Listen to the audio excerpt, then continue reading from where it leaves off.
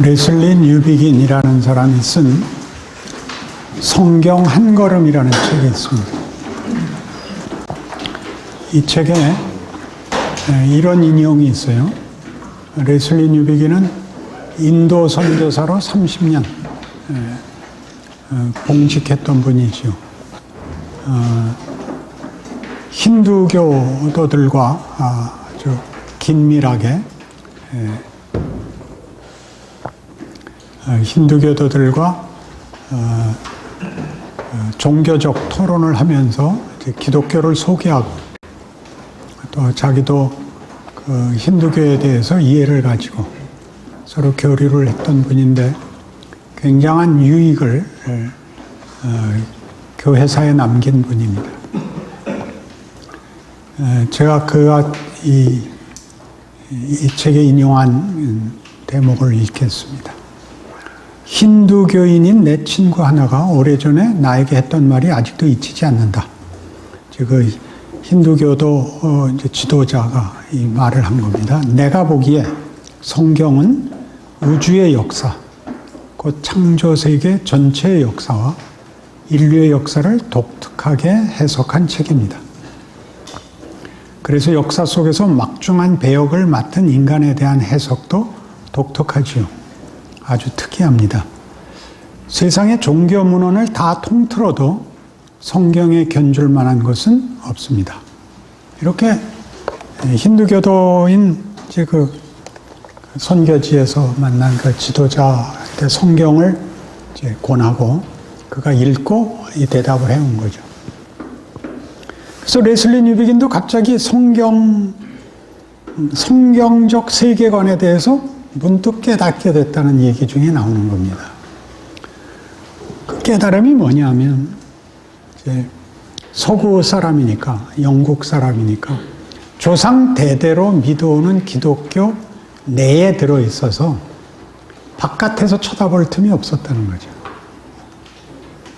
여러분들도 대부분 그럴 가능성이 있습니다. 복음주의가 이제 현대 기독교 그 관심에 또는 그 자기 이해의 주류를 이루고 있는 시대에 우리가 살고 있는데, 복음주의라는 건 결국 구원에 초점을 가지는 기독교 이해를 복음주의라고 하는 것입니다. 근데 복음이라는 것이 구원에 초점을 맞추고 있다 하더라도 그것이 하나님이 타락한 창조 세계를 회복하려고 한 얘기였다라는 그 전체 범주에 관한 것임을 놓치면 안 되는 거예요. 그러니까 구원이란 뭐냐 하면 창조하시고 인류가 타락한 것을 구원하고 회복하시겠다는 것이 구원이고, 인류 역사에 드러나는 창조 세계가 어떻게 오염됐고 하나님께서 어떻게 구원의 역사를 이루시고 그리고 그 회복이 되고 있는가? 여러분은 뭐에 속해요? 여러분은 창조, 타락, 구원, 회복이 어디에 속해요? 여러분들은 회복에 속하는 거예요, 이미. 왜냐하면 증언하러 벌써 가는 거니까. 여러분들이 구원을 받았을 뿐만 아니라 회복에 참여하고 있다고요. 땅끝까지 가는 선교적 사명, 이렇게 이해하지 말고 하나님이 결국 전 인류와 전 역사를 창조, 타락, 구원, 회복의 완성까지로 이렇게 하겠다 하는 것을 전제로 하고 목적으로 하고 의지를 가져서 십자가라는 것이 생겼고 우리의 회개와 결단이 있고 한 것인데, 여러분들이 이걸 토막을 내는 바람에 성화라는 얘기를 해도 벌써 기독교 신앙 중에 어떤 특별한 진전, 어떤 차원, 어떤 경지 같은 데로 좁혀서 이해를 하지, 하나님이 창조하신 세상이 인류의 반란으로 인하여 오염된 것을 회복하고 완성하여, 여기 우리 구원이라고 하고 재창조라고 하는 것이 결국은 창조를 완성하고야 만다라는 시간, 과정 속에 있다는 사실을 알고 하나님의 일하심에 대한 이해를 가져서 그건 모두가 하나님의 뜻과 인간의 반응이 어떻게 조합을 이루고 어떤 경우를 만들고 어떤 식의 지경까지 가는가를 보고 그걸 다 덮고 다 쌓아나 완성하실 하나님을 이해하고 참여하는 자리로 들어가는 게 성화인 거예요. 여러분한테 성화 그러면 얼마나 좁혀 들어와. 그렇잖아. 이렇게 피아노가 이렇게 있으면 거기에 어떤 한 옥타브 정도로밖에 못 들어오잖아. 성화 그러면 평안, 행복, 만족, 확신, 도덕성 이런 것으로 되어 있지 무슨 거기에 안목과 무슨 분별과 이렇게 해안이라고 하고 지혜 이런 말들이 들어갈 큰 한 인생, 한 정황이 하나님의 일하심에 어디에 있는 건지 그런 걸 그렇게 생각하는 법도 모르잖아. 그런 사람을 만난 적도 없는 거 아니야. 성화 그러면 그다음부터 다 긴장일변도 아니야. 그지? 그러니까 이게 성취되고 나아가는 건 없고 밤낮 돌아와서 지워야 되는 것만 있잖아. 성화가 진전을 하는 게 아니라 늘 후퇴를 하잖아. 돌아보고 지우고 돌아보고 지우고가 있지 그 지워야 했던 것들이 만들어낸 인생과 세상에 타락이 실제로 일어나잖아. 타락이 있잖아. 그럼 타락이라는 것이 여러 가지 그 내용을 갖고 있어요. 어떤 텍스트를 갖고 있냐면 그게 사실이라는 사실. 하나님이 그걸 막지 않고 허락했다는 사실이 들어있어요. 그리고 그게 일을 한다고 믿어. 왜? 그 아들을 보내서 타락의 가장 그 큰 권력을 감수하시지. 죽잖아. 타락이 실제인 거야, 실제. 그 타락의 실제를 들어와서 그걸 감수해서 우리의 반역을 하나님이 삼켜서 그걸 부활로 만드는 거야. 그러니 우리 인생 속엔 당연히 그 실체가 있다고. 배신, 무지, 반역, 게으름, 외면, 변명이 있다고. 그걸 갖고 씨름을 해서 성육신, 로 해서 세상을 바꾸는 거지. 그러니까 역사가 말이 안 되는 것이 있는 이유는 정답을 몰라서가 아니라 정답을 행할 능력이 없지. 언제나 다 정의사회 구현이잖아. 언제 잘못해야겠다고 나온 사람이 어디 있어? 히틀러마저도 자라재는 거지. 자라재는 게 언제나 피해를 주지. 왜? 우리가 생명을 만들거나 우리가 가치를 만들거나 우리가 행복을 만들 실력이 우리에게는 없다는 것이 명백하게 드러나죠. 하나님 없이는 우리라는 존재는 만족할 수 없다는 어거스틴의 그 고백이 그대로 역사 전체에 반복되잖아. 그렇잖아. 그 큰 드라마, 큰 그 차원, 구체적 현실, 한 개인에게 그것이 축소판으로 들어와서, 그지? 우리 인생 속에서 우리 생애 자체가 무지하고 모르고 게으르고 한 차원에서 은혜를 만나고 기적을 보고 결단을 하고 분별을 하고 또 넘어지고 그런 것들이 우리를 점점 더 오늘 설교에서 다윗 얘기한 다윗의 가치가 뭐야? 가서 무릎을 꿇어야 된다를 배우는 거지. 골리앗을 물리치는 것이 영웅적 행위가 아니고 무릎을 꿇어서 은혜를 베풀어 주십시오. 그러니까 로마서 4장에서 믿음 얘기를 하면서 누구를 예를 들어 시편 32편 다윗의 고백을 인용하잖아.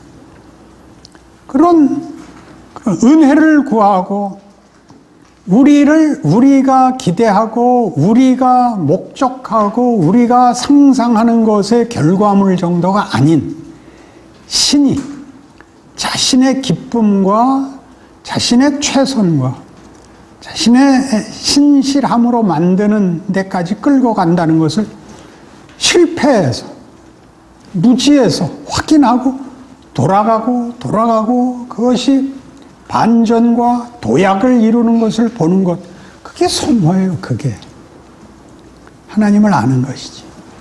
하나님을 아는 것이 우리에게 그대로 적용이 돼야지. 우리라는 존재 근거가 뭐죠? 하나님의 형상이거든. 하나님이 사랑하는 대상으로서 우리는 우리 발밑에 근거를 갖고 있는 것이 아니라 하나님의 존재와 의도에서 우리의 근거가 나오거든. 그러니까 우리의 정체성과 우리의 결국도 하나님께 있는 거거든. 그러니까 하나님을 안다는 것은 자기 개인 모든 실존에게 중요한 문제가 되는 거예요. 그런 것들을 독립적인 시도와 독립적인 데서 확인하는 허탈, 궁핍에서 하나님께로 우리를 밀게 하는 것, 그것이 성화지. 뭐 잘못했습니다로 가지 마. 회개하지 마, 제발 좀. 응?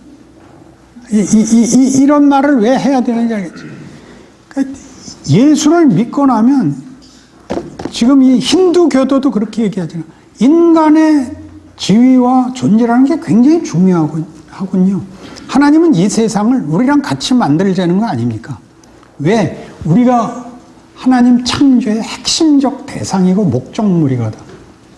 우리가 하나님의 영광이거든. 하나님이 어떤 영광을 받으시느냐가 우리로 증언이 되거든. 그러니까 부모가 되면 그 사람하고 원수가 되고 싶으면 이 말만 하면 돼요. 당신은 훌륭하신데 자식은 못 낳았어요. 이렇게 얘기하면 평생 왼수야.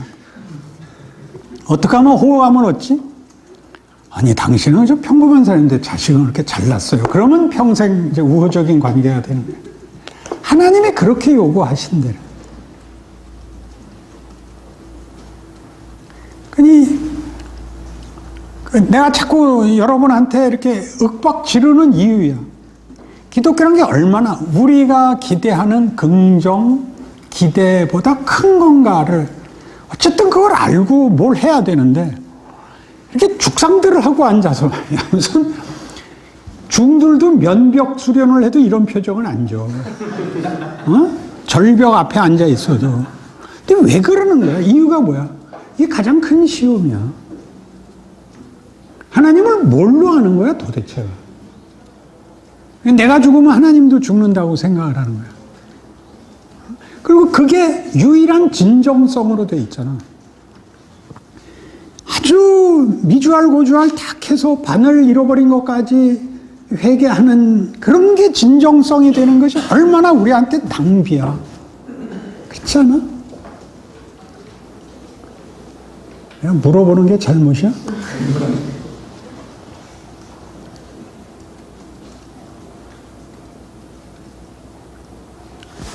우리가 아직 죄인 되었을 때 그리스도께서 우리를 위하여 죽으심으로 우리에 대한 하나님의 사랑을 확증하셨느니라. 얼마나 굉장한 선언이야. 그렇지 않아? 이 기독교는 근거가 어디에 있는 거야? 그러니까 하나님께 있고. 그럼 우리는 어떤 조건 하에서 그 근거가 우리의 복이 돼? 하나님이 우리를 목적하시고 우리에 대하여 성의를 갖고 있기 때문에 우리가 자신감을 가지는 거야. 하나님은 우리를 사랑하신다는 거야. 사랑이라는 단어를 대적할 수 있는 건 없잖아. 그렇잖아. 이런 것들로 무장이 돼야 되는데 뭘로 시작하는 거야? 어쨌든 하나님을 만나긴 만났고 예전엔 주로 천국 가기 위해서 했어. 현세가 고달프니까 빨리 죽어서 천국 가려고. 죽으면 거기는 고통이 없는 곳에 가려고. 지금은 뭐야? 지금 예수 믿는 보상이 뭐야? 보상이. 말들을 좀 해봐. 응? 그러니까 성화라는 말이 다르게 들려? 초림과 재림 사이, 초림과 재림 사이, 개인으로는 예수를 믿고 하늘나라 가는 사이. 이게 도대체 하나님이 일을 어떻게 하시고, 그가 가진 아무도 방해할 수 없는, 그죠?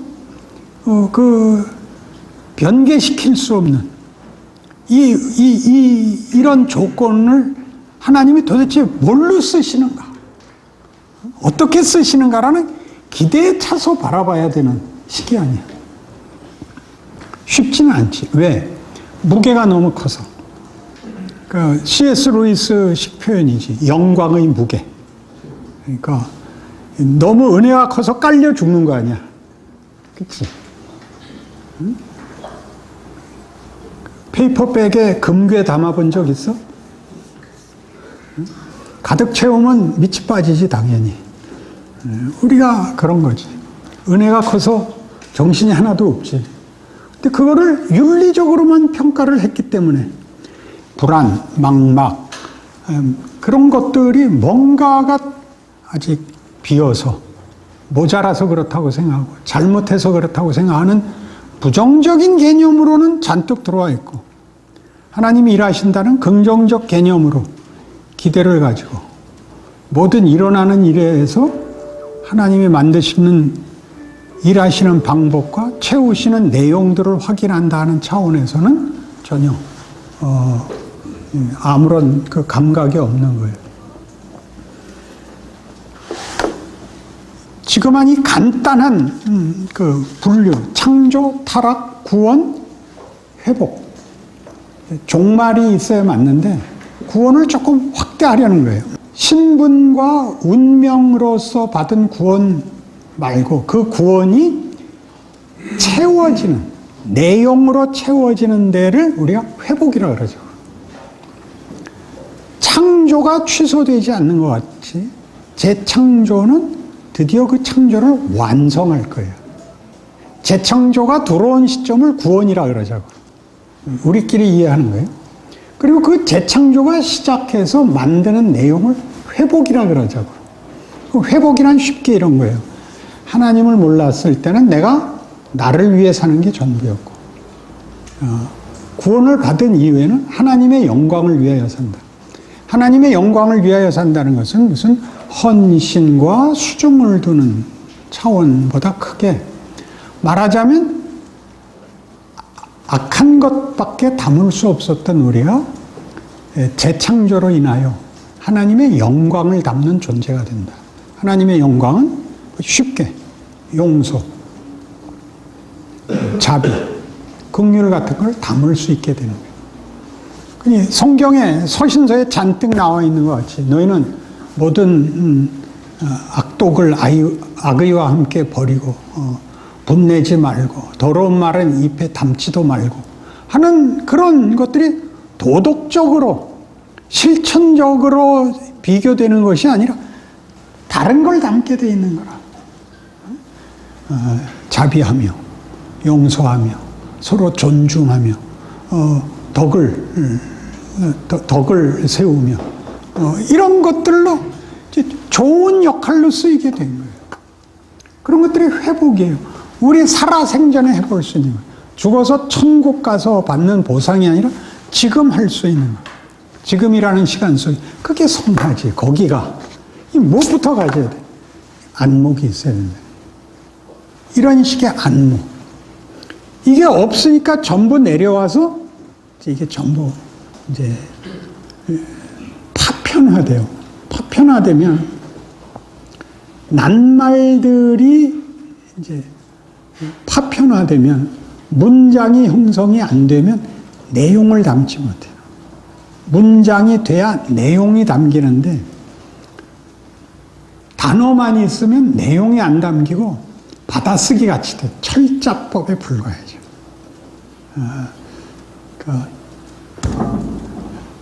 점잖다라고 쓰면 저에 무슨 받침이 들어가? 니을미음, 자는, 니은, 히읗. 그 어려운 거 아니에요.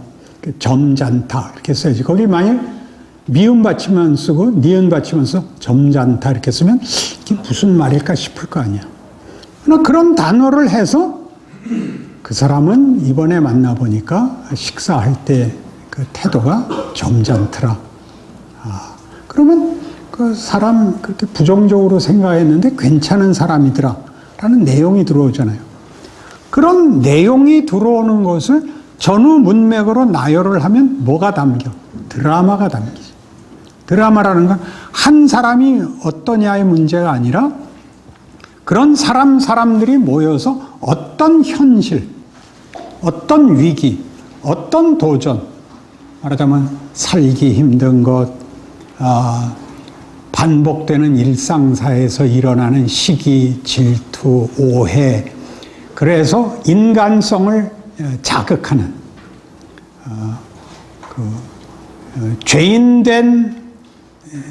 죄인된 부패한 인간성이 드러나는 것과 그래서 비극을 만드는 것과 이 구원받은 자들에게 일어나는 책임 있는 반응으로 인하여 그것이 이제 위기였으나 좀 더 깊은 관계와 발전을 이루는 것 식으로 드라마가 바뀌는 것 같이 여러분의 생애가 그런 식으로 이해돼야 맞는 거예요. 그런 것이 없으면 밤낮, 여러분 성경 읽을 때도 밤낮 실수하는 것 같이 밑줄 치는 게 제일 위험하다고. 성경을 밑줄을 치면 그 문맥이 사라지지. 그 구절만 남지. 그 구절만. 뭐가 있었더라? 내게 능력 주시는 자 안에서 내가 모든 것을 할 수 있느니라. 그 구절만 남으면 밤낮 이제 가서 고민하고 울고 그러는 사람을 윽박지르는 데 쓰지. 왜 울어? 넌 믿음도 없어? 이 성경 구절도 몰라? 이렇게 되죠. 그러니까 그 구절이 빌립보서 4장 10절에서 13절까지 쓰일 때는 문맥이 이렇게 되어 있어요. 바울은 감옥에 있고 빌립보 교회가 바울에게 위문품을 보내요. 격려를. 고마워하는 거예요. 너희가 나를 도와줘서 고맙다는 거 아니다. 너희가 우리 믿음의 식구들의 돌아봄에 즉 그리스도의 사랑에 참여해서 내가 고맙다 그러는 거다. 왜냐하면 나는 궁핍에 처할 줄도 알고 풍부에 처할 줄도 안다. 나는 모든 일에 일체의 비결을 배웠다. 내게 능력 주시는 자 안에서 내가 모든 것을 할 수 있다. 이렇게 풀어지는 거예요. 그러니까 그는 이렇게 얘기하는 거예요. 곤란해도 되고 넉넉해도 된다. 둘이 다 나하고 상관이 없다. 왜? 세상이 줄 수 있는 것이 나를 도울 수 없고 세상이 방해할 수 있는 것으로 나를 방해할 수 없다. 나의 힘은 다 예수에게서 나온다. 그러니까 궁핍한 거나 풍부한 거나 나한테는 똑같은 조건이다. 그걸 가지면 유리하고 그걸 안 가지면 손해보는 그런 영향은 난 넘어서 있다. 그가 경지로 넘어선 게 아니라 실제로 넘어서는 거예요. 그런 성경들이 읽혀야 되는 거예요. 그런 걸 외우고 고함 지르면 되는 게 아니라 하나님의 일하심과 현실 세계에 들어와 있는 타락이 가지는 기만, 위협, 왜곡, 부패 앞에 서서 회복을 증언해야지. 회복을.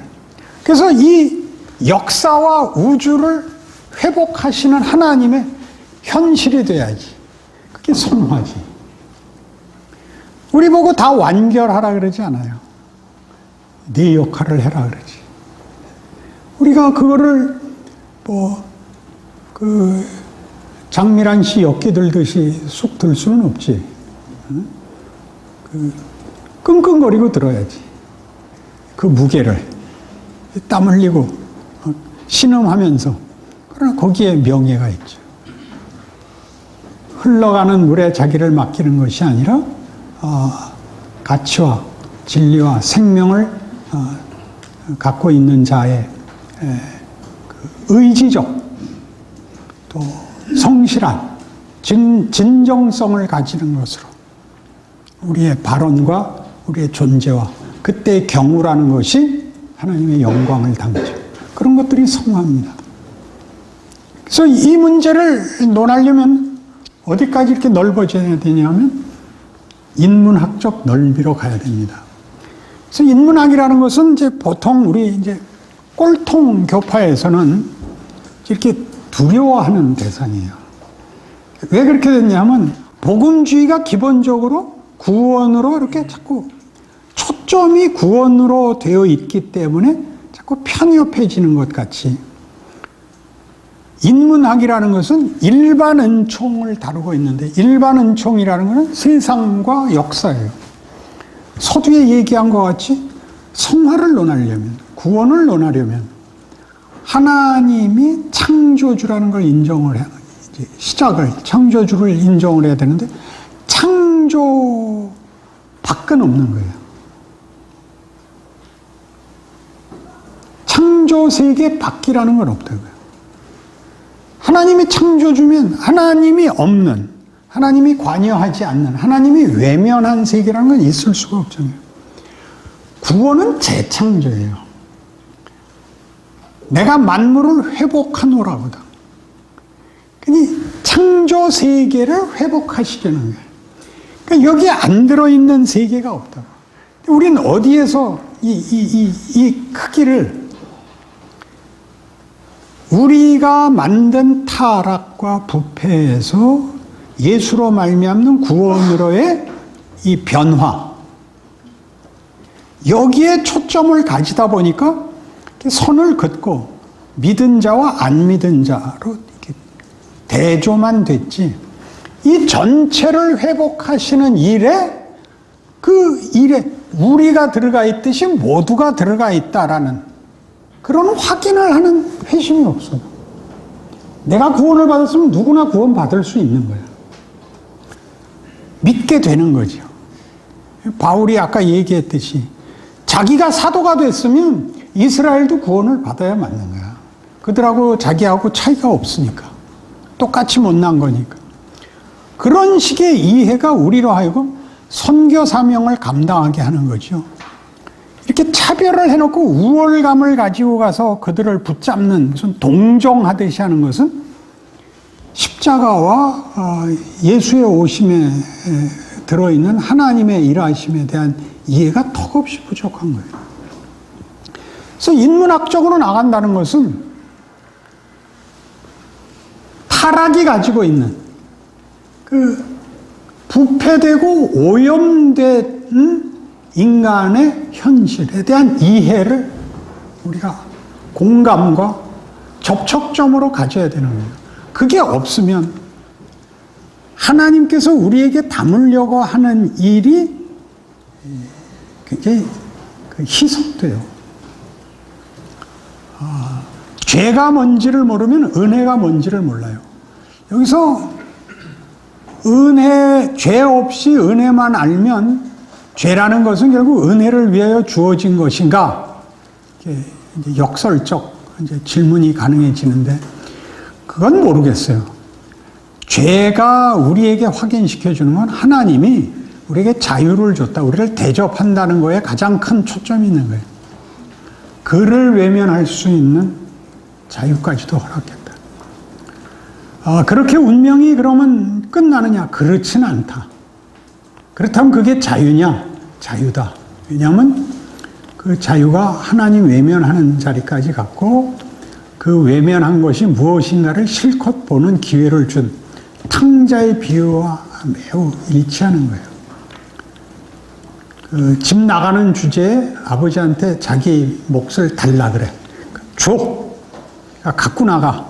그걸 허랑방탕하는 거예요. 빨가벗겨서 쫓겨나는 게 아니라 그래서 다 쓰고 어떻게 돼요? 굶어. 그래서 돌아오지. 그래서 아버지가 어떤 분인가에 대하여 여긴 굶었고 아버지는 풍족하다 정도가 아니에요. 이 아버지가 나에게 품삯을 주는 주인이 아니라 사랑하고 대접하는 아버지라는 걸 확인하는 거죠. 이건 굉장한 거죠. 왜냐하면 그 비유에도 나타났다시피 큰아들은 그걸 모르잖아. 이런 방법 아니곤 없었을까라고 물을 수 있어요. 근데 그건 모르겠어요. 왜? 우리가 저지른 일이니까. 하나님이 저지르지 않게 하고 다른 방법을 썼으면 얼마나 좋을까. 그런 생각은 마땅한데 우리가 이미 저지른 거예요. 우리가 선택한 것이고 그 역사적 사건을 받아들여야 돼요. 그리고 그 속에서 일하시는 하나님을 만나는 것. 이것이 말하자면 안 믿는 태어날 때 모두가 죄인으로 태어나고 하나님 모르고 자기 마음대로 살고 해서 극적으로 예수를 만나고 우리가 만나지 않아요. 하나님이 찾아오시지. 그리고 그 두 긴장과 둘의 타협의 시간이 있어. 그렇죠? 예수를 믿는데 믿는 것 같지 않은, 그리고 이스라엘 백성이 호소했던 것 같이 밤낮 괜히 나왔다 싶은 거예요. 그죠? 애굽에 있는 게 더 낫다. 이 생각이 계속 있다니까. 그러면서 커. 실제로 커요. 시간이라는 게 이렇게 헛되이 흘러가지 않아. 하나님이 일을 하셔서 구원으로 찾아오신 하나님이 성화와 완성으로도 성실하게 일을 하세요. 그래서 커요. 그래서 이 전체가 이렇게 큰 안목으로 보여서 우리에게 준 특별 은총이 결국은 일반 은총이라고 얘기하는 전 창조와 전 존재에 관하여 하나님이 가지시는 영광의 충만이 회복되어야 되는 거예요. 그래서 인문학을 논하게 되고 일반 계시적 차원의 큰 안목이 필요해지는 겁니다. 그런 것이 없으니까 이 특별 은총에 집중하듯이 구원에 집중하고 도덕성에 집중하는 바람에 이런 분별, 전체 속에서의 자신의 경험, 존재, 사건을 해석할 그런 힘들을, 안목들을 못 가지게 됐죠. 그걸 회복해서 여러분이 얼마나 잘했느냐가 아니라 얼마나 안목이 생겼느냐라는 지경으로 오는 게 성화라는 걸 알면 남김없이 죄를 발라내는 그런 헛수고만은 면할 것 같아요.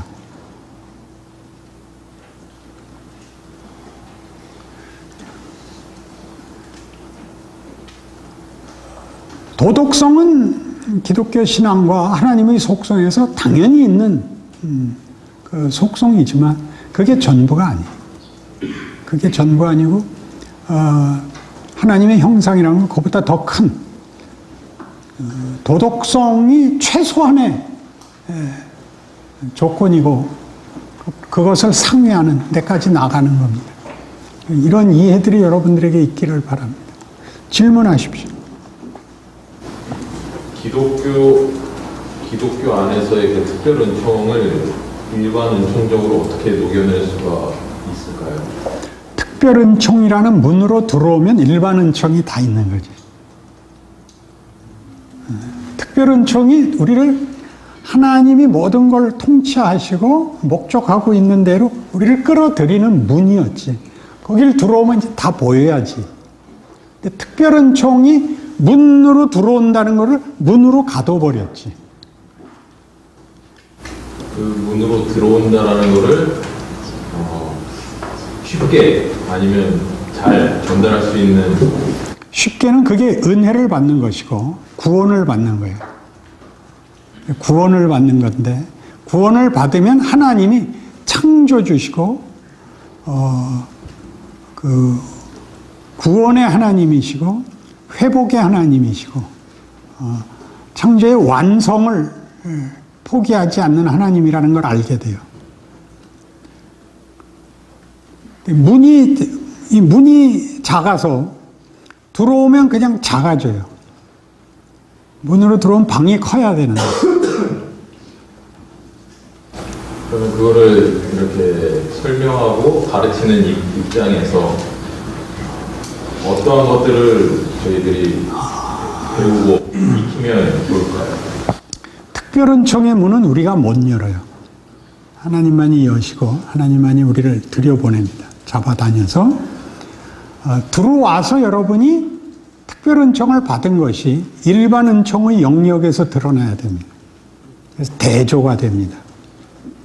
말하면 아까 얘기한 대로 이렇게 악한 역할밖에 할 수 없다면, 부패와 오염과 기만밖에 없다면, 여기 오면 진정성이, 진리와 생명과 가치가 생깁니다. 일반 은총 영역에서 대조가 되죠. 버스 타는 데서, 인사하는 데서 다릅니다. 같은 사건에서 반응이 다릅니다. 그걸 수용하는 그 넉넉함에 있어서 다르고, 그런 것들이 대조됩니다. 그것이 특별은총을 전달하는 길이 될 수도 있고 아닐 수도 있습니다. 여러분들이 꼴통 노릇을 해서도 특별은총의 문은 열립니다. 그건 하나님이 하시는 기적이니까. 근데 들어오면 예외 없이 온 세상이, 역사가 하나님의 뜻과 그 회복과 완성이라는 손에 붙잡혀 있다는 걸 알게 되죠.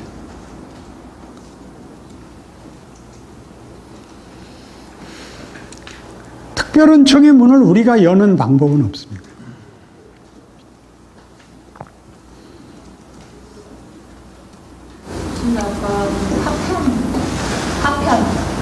파편에 머물러 있어서 이게 문장이 되지 못한 상태라고 하셨는데, 파편으로 있을 때도 하나님이 그 각 파편의 그 역사를 그럼요. 써서 그 의미를 알게 하신가요? 파편으로 갖고 있으면 이제 아까도 얘기했다시피 드라마라는 게 없어져요. 아직 거기 이르지 못한 거예요. 그러니까 우리가 우리 인생을 매일 이렇게 이제 여기서 무슨 사건이 일어나면 그 사건이 그 다음에 무슨 진전이 되잖아요. 드라마에서는. 스토리가 있는 거라면 이것이 그 다음에 연결이 되잖아요. 배신을 함으로써 적의를 가지게 되고, 적의를 가짐으로써 서로 분발을 하게 되고 라는 이런 게 없어서, 여러분들이 예수를 믿고 난 다음에 시간이라는, 인생이라는 거를 이렇게 전후로 이어지는 발전을 못 가지고 매일 이렇게 단절된, 시간성도 진전도 없는 추상명사에 머물러서, 그래서 아무리 가도 소설이 없어. 한 개인의 과거를 얘기하면, 말하자면 간증이 갖는 증언은 이랬는데 이렇게 바뀌었다 하네요. 근데 여기만 우리 그 변화의 선이 있고, 여기가 시작이고 더 발전한 얘기로 이어져 나가는 데는 다 없단 말이죠. 요거 하나, 구원 확신으로 대변됐던 그것과 똑같이 여기가 시작이고 그 다음에 일어난 일들이 무엇을 만드는가를 알기 위해서는 파편화되지 않아야 되는 거죠. 하나님이 일을 어떻게 하시는지, 역사의 중요한 점은 말이 안 되는 연결이 있는 거예요. 여기서 왜 이 일이 일어났는지 말이 안 되거든요. 1차 세계대전이나 2차 세계대전이나 일어날 이유가 없는데 일어나요. 그런데 일어나요. 그러니까 붙여놓는 수밖에 없잖아요. 그걸 붙여서 사실은 밖으로 드러난 원인보다 내적인 다른 원인들이 더 크게 작용을 했다는 걸 알게 돼요. 뭐 예를 들면 이제 독일 사람들의 상처받은 자존심, 복수심 같은 게 더 큰 작용을 해요. 그래서 그 1차 세계대전 끝나고 베르사유 조약 맺을 때 많은 그 전쟁 배상금을 물어야 됐고 피폐하고 그리고 분노해요. 자존심도 상하고. 그래서 그걸 이제 보복하는 데에 이제 히틀러가 나와서 산업을 일으키고 전체주의로 이제 여론몰이를 해서 이제 전쟁이 일어나게 되죠. 그래서 나중에 다 히틀러가 미친놈이라 그러지만 독일 사람 모두가 한 거예요.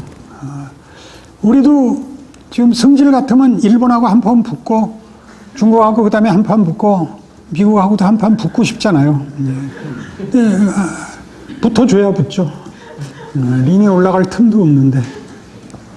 그런 것들이 우리 인생살이에서 의욕과 현실, 그리고 여러분들이 아는 것 같은 명분으로 이어지는 것이 아니라 이렇게 좌절로 이어지는 것 속에 실체가 더 많이 담겨 있어요. 이렇게 신학을 하고 이제 목회자가 되고 그러면 훨씬 더 명분에 잡힌 얘기들로 나열을 해서 실제 자기 인생과 하나님이 실제로 일하는 데를 다 놓치고 햇소리들만 해요, 자꾸. 제일 많이 크는 데가 어디냐면 설교하다 망쳤을 때 제일 많이 커요. 설교하다 망치면 뭘 배우냐면 다음엔 까불지 말고 그냥 모를 얘기까지 하고 그냥 겸손히 내려오자 이렇게 돼요. 그게 제일 많이 발전하는 거예요. 누구 얘기하고 누구 얘기했는데 나중에 보니까 거꾸로 갖다 인용해갖고 니체가 미국 대통령이 되고 그딴 소리 해요. 그러라고 모르는 얘기는 하지만 이게 커요. 왜냐하면 하나님이 아무데나 담을 수 있다는 걸 알게 돼요. 유명한 사람 끌어들여야 하나님이 기적을 담는 게 아니라 그 바위에서 물이 나오는 거예요. 아침 이슬같이 만나가 내리고 그런 걸 배워나가요. 그래서 성화를 이런 식으로 생각하기 시작하는 게 매우 중요합니다. 안목을 가지셔야 돼요.